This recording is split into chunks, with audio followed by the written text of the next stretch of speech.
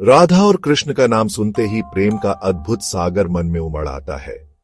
यह प्रेम साधारण नहीं है, यह तो भगवान का प्रेम है, निस्वार्थ, निर्मल और अटूट। राधा कृष्ण की प्रेमिका ही नहीं, उनकी भक्ति का रूप भी है। उनका प्रेम आत्मा और परमात्मा के मिलन का प्रतीक है। कृष्ण की बंसी की धुन सुनकर राधा दौड़ी चली आती थी। गोपियों संग रासलीला में उनका प्रेम निखरता था।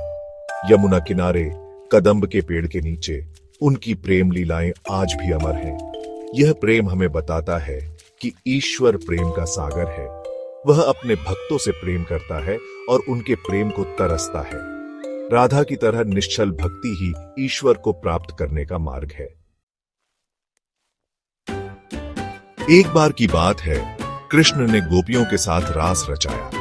हर गोपी के साथ कृष्ण थे, पर राधा उदास बैठी थी। कृष्ण समझ गए कि राधा के बिना यह रास अधूरा है। वो राधा को जंगल में ले गए।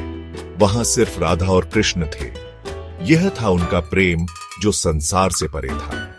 एक और लीला में कृष्ण ने राधा से कहा कि वो उनके लिए कुछ भी ला सकते हैं। राधा ने कहा, मुझे बस तुम्हारे चरणों की धूल चाहिए।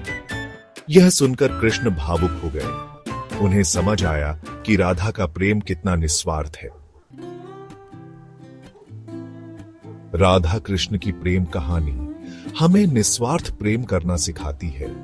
यह प्रेम किसी स्वार्थ पर आधारित नहीं होता, बल्कि समर्पण और त्याग पर टिका होता है।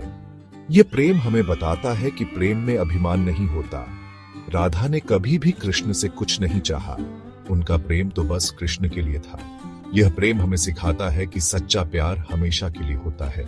राधा और कृष्ण का प्रेम युगों युगों तक अमर रहेगा। राधा कृष्ण का प्रेम सिर्फ एक कहानी नहीं है, यह तो हमारे अंदर छिपे ईश्वर से जुड़ने का मार्ग है।